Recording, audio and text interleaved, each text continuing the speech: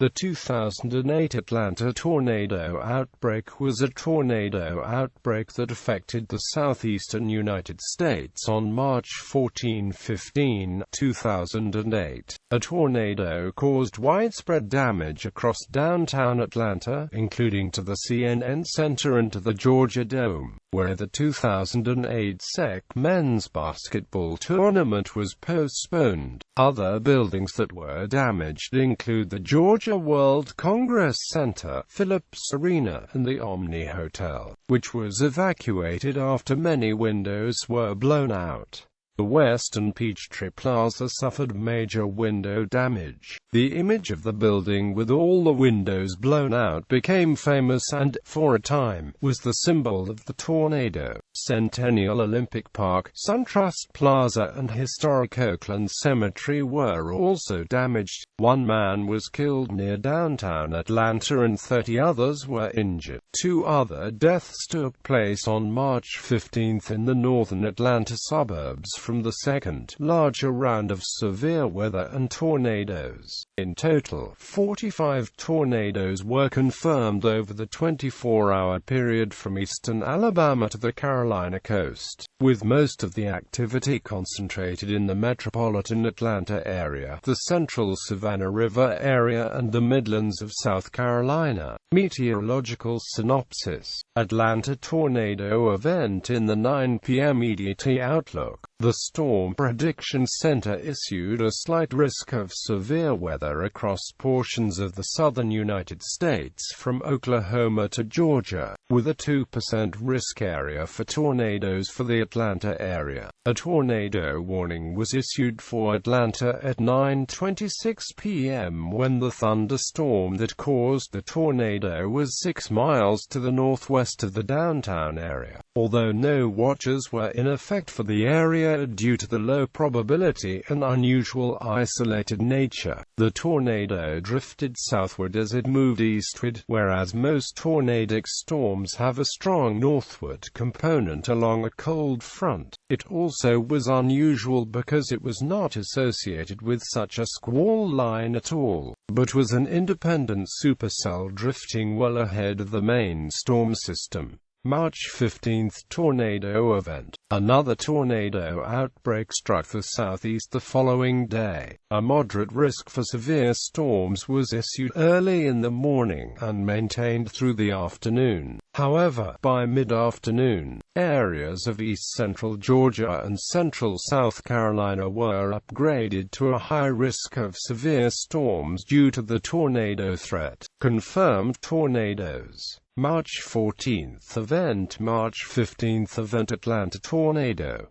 CNN Center was severely damaged, including shattered windows. The Georgia World Congress Center also sustained serious damage, as was the Omni Hotel, especially the skywalk between the two hotel towers over Andrew Young International Boulevard. This complex alone lost 476 windows, making it necessary to close the South Tower to guests. The facades of the Georgia Dome and a Phillips Arena parking garage were damaged while hosting basketball games. Two of the giant columns in Centennial Olympic Park were knocked down, and bits of insulation were stuck in trees. Trees on some other streets where more closely built skyscrapers cause a greater wind tunnel effect were knocked completely down. Despite being too early in spring to involve leaf drag, glass was strewn across several streets, and Atlanta police kept residents,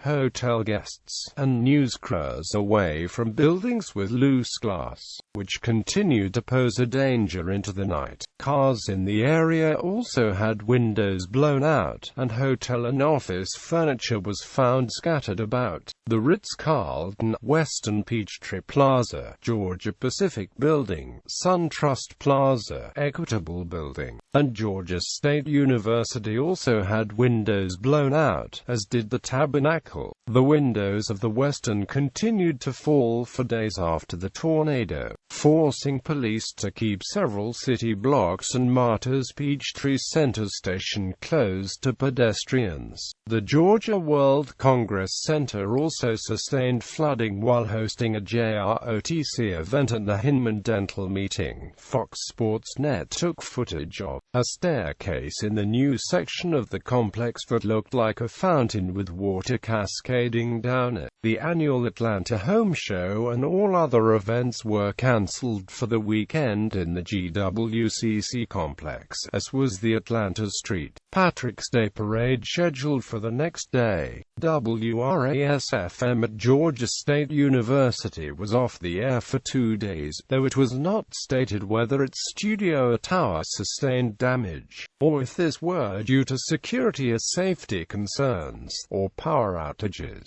The historic Rialto Theater at GSU also sustained roof damage, which in turn caused water damage inside. Further east, Grady Hospital reported some damage to windows and a brief power outage. Many of the injured were taken there, and some walked there and were treated in the emergency room for cuts due to glass. The King Memorial MARTA station was damaged and was being bypassed by trains, with buses rerouted to the next station on each side. Oakland Cemetery suffered major damage to monuments and to its huge oaks and magnolias, and the caretaker found window blinds around the neck of a statue of a Civil War veteran buried there. In the nearby Cabbagetown area, a brick loft building lost part of its roof and part of the top floor. Another building at the Snackson Boulevard partially collapsed. Search and rescue personnel were unable to enter, but everyone was accounted for by the management within a few hours. When the tornado hit, a SEC tournament game between Mississippi State and Alabama, which had just been sent into overtime minutes earlier by a shot from Michael Riley, was in progress at the Georgia Dome. The storm ripped panels from the exterior of the building and tore at least 2 holes in the roof of the dome, causing insulation to fall and the scoreboard and catwalks suspended from the roof to sway. Michael Riley's shot was considered to have saved lives by keeping people safe inside the Georgia Dome. After a 64-minute delay, the game was completed. However, the next scheduled game between Kentucky and Georgia was postponed. The remainder of the tournament games were played at Alexander Memorial Coliseum on the campus of Georgia Tech, with spectators restricted to team and conference personnel, media, team bands, and families of players only due to the much smaller size of the alternate venue. At the nearby Phillips Arena, little disruption was noticed by the attendees during the game between the Hawks and the Los Angeles Clippers, even though damage occurred to the outside of the arena. 27 people were treated for injuries. In addition, over 20 homes were completely destroyed. All of CNN's TV networks remained on the air, but there was damage to the glass roof of the CNN Center atrium, flooding part of the food court. Additionally, blown-out windows in the ground floor CNN Com newsroom and the 4th floor videotape library caused minor damage. Live news coverage of the aftermath was carried on CNN International, in turn simulcast domestically on CNN until 1 a.m. EDT.